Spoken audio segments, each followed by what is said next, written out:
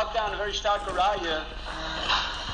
The supporters of the Murex bring, aside from the Medrash, aside from the Aruch Rishon, who brings down in the Erech Chilazin, brings down this Medrash that is Nartika Godel Limoy.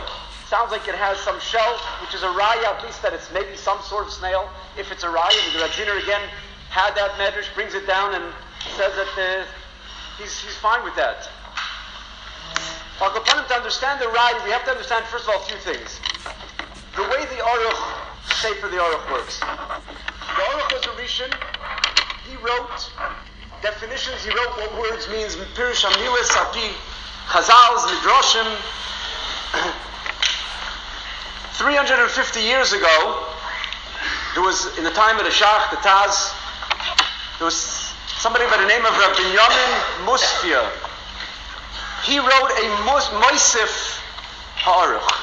He wrote in brackets, square brackets in the Aruch, whenever he feels that he wants to either add something, explain something, and he writes Aleph Beis before every time he starts. Omar Binyamin. So, Avada is a person who's in time of the Shach, the Taz, Tam Chochem, Otzim, Stome, but he's not the Aruch itself. And then there's the round bracket, which is usually German words, which was written about 150 years ago by a Yid of the name of Moshe Landau. Now, I don't know, I'm not sure who he was. I could just quote to you from the Radziner that somebody writes to him back from the Aruch, and he quotes this round brackets, which was from Moshe Landau, and he writes, "Aval be'emes hu haisafa mimaskil echad mimaskilei zmanenu." Doesn't give him a title, Rebbe. This is Moshe Landau Shmoi. She'asa pirtzes harbe b'sefer Aruch machmas chisarn yediyasai ve'ein mevi'in raya ma'ashaitim u'shmor ze v'da'eyu. He says you're going to need that information for later on. Now, I don't know who he was, I'm not sure, but doesn't speak so strongly about him. It happens to be that in this case, in our case of Chilazin, it's a raya against the Murex, what he brings down, just to understand what's what. The Aruch brings down 4 entries to the word Chilazin. It means he has 4 different definitions for the word Chilazin.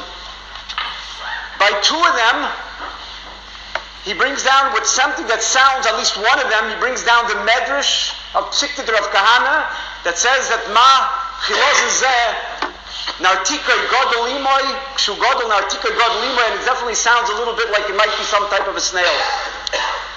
But there are other entries in the, and Taka on that entry, where he says that, so the brackets of the round brackets, it brings down the Schneck. Schneck in German means a snail. There's another entry he brings down, and over there also fits in with snail, and the round bracket says Schneck. It's a German way of saying snail again.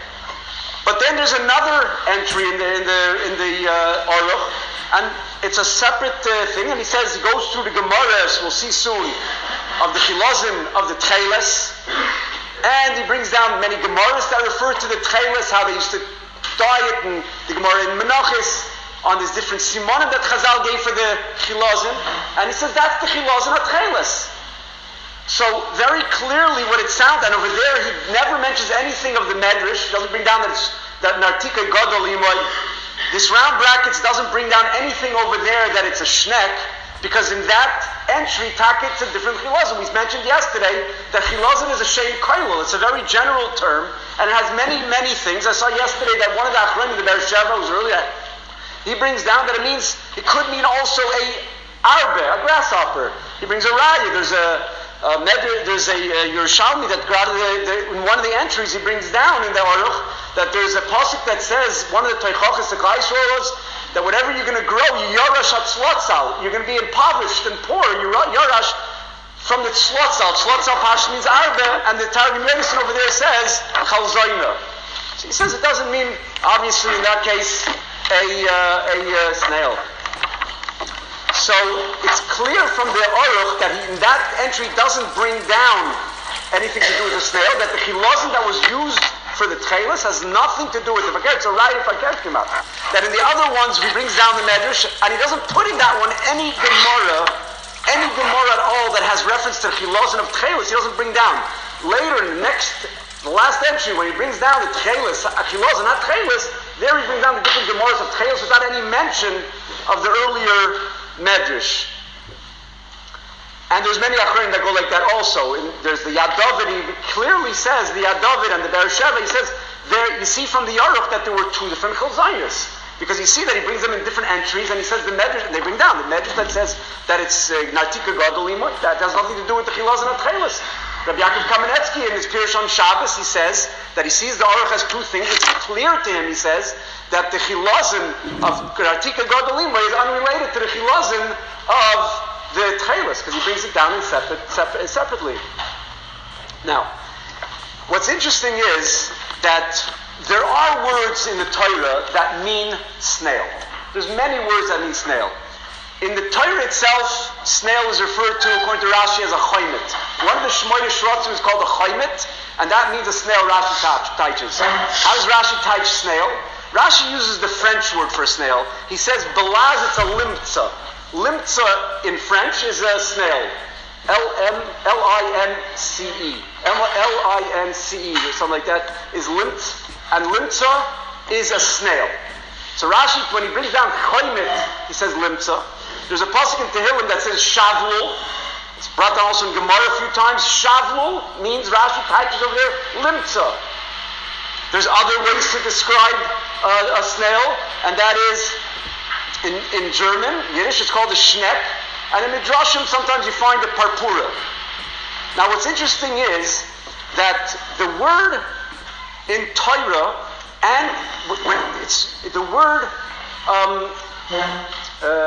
word choimet and shavlul, which mean snail, are brought down throughout Tanakh, Mishnayos, and Shas, brought down 6 times. 6 times. Every single one of those times that is brought down, Rashi says, limtza belaz. That means Rashi is saying this is a snail. Whenever it says choimet, whenever it says shavlul, Rashi says it's a limtza, it's a snail. The word chilazon, when it's brought down in Shas as referring to a balchai, sometimes it's just referring to something else, but if it's referring to a balchai, it's mentioned 7 times in Shas. And every single time that it's brought down, Rashi says, V'hu chilazon at-cheles. Other Rishonim don't agree all the time. Rashi says, this is the chilazon, not stam chilazon, the general term chilazon. This is the chilazon that's used to dye tcheles. And every single time that Rashi brings down the word tcheles, every time the Gemara brings down the word chilazon, Rashi says, V'hu toilas. One time he says, V'hu kimindag, which also maybe it's a toilas, a slug that's in the water. But Akopanim, Rashi knew how to say a snail. Rashi said it every single time that it says choimet, every single time it says shavlul. Yet when every single time, from the 7 times that it says chilazon, Rashi says this is the chilazon of Techelet, and Rashi never refers to it as a limtza, Rashi says it's a toilas. So they say, no, toilas is a snail. It's a snail in a shell. But Rashi had a way to refer to that as a limtza. Rashi never says it. Very clear that Rashi L'chayr is learning that the chilazon as Techelet is unrelated b'chlal to the snail. What's more than that is that when Rashi brings down the medrash of ma chilazon zeh by simloisechem like bolsa me'alechem, your clothing grew with them in the midbar. Rashi in Eikev brings down the medrash that ma gadol limay, ma ze gadol nartika gadol limay. When Rashi says it, he takes out the word chilazon. And he says, Ma choimet zeh kishu gadol nartika gadol limay. He switches the word chilazon and he substitutes it with choimet. Because Rashi, this is not the choimet, this is not the chilazon. Because Rashi's shita seems to be that whenever it says chilazon, it's the chilazon of the Techelet. And over here it's not, because it has a shell, and Rashi holds a shell, is not the chilazon of Techelet. So Rashi in Chumash, when he brings down this medrash, he says, Ma choimet zeh, just like this choimet, because Rashi touches always choimet means a limtza, which is in French a snail. So it's